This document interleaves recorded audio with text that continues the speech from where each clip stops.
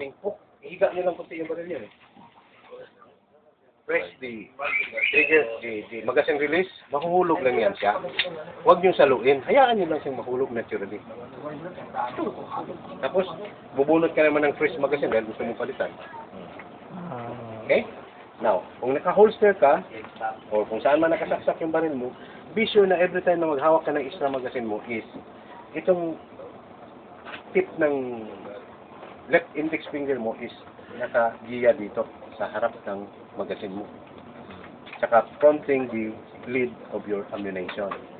Kasi pag nagbunot ka mamaya niyan, pag naghiga yung baril mo, pag hila mo niyan, align na yan siya. Oh. Pareho na yan ang kanya.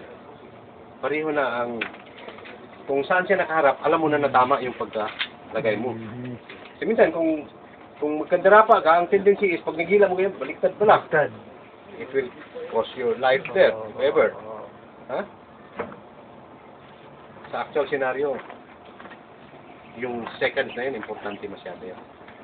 So, dapat, every time na maghawak ka ng magazine mo, ganito talagang tandaan mo.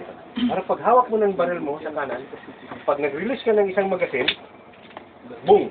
Palitan mo ng isa, itong isang kamay, nakagiya na yan. Pag galing yan sa bulsa mo, pag galing alam mo na natama yung sa tantong practice, mas kinakapikit ka pa na kahit alam mo na kung saan may sasaksak yan.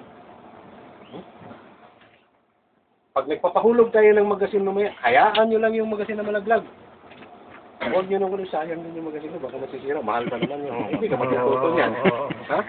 Hindi ka matututo niyan. Sa police, meron kaming another kind of training, yung International Defensive Pistol Training namin na mandatory, huwag ilaglag yung magazine. Sasaluhin kasi ang nakakuha daw dyan, ang posibilidad daw dyan, na kung may laman pa yan, mamaya makuha ng kalaban, pareho kayo ng modelo ng baril, magagamit pa niya. Pero kung sa actual, hindi mo na maisip yung gano'n. Nag-iisip ka pa ba ng gano'n? Or, sabi mo, baka mamaya mawala yung magazine ko, sayang. Nagbabarila na kayo dyan, mag-iisip ka pa ng magazine mo, ay makulong pa tayo ka. Ha? Tapos, sabi doon sa training namin, hanapin ko yung magazine mo, yung kalaban mo, nakatingin na sa'yo, kung ka na, babae ka. Ha? Hayaan mo na yan. Buhay mo nakataya dyan. Okay? So, gagawin natin yan mamaya. Nandiyan na ba yung lunch natin? Nandiyan na. Nandiyan na?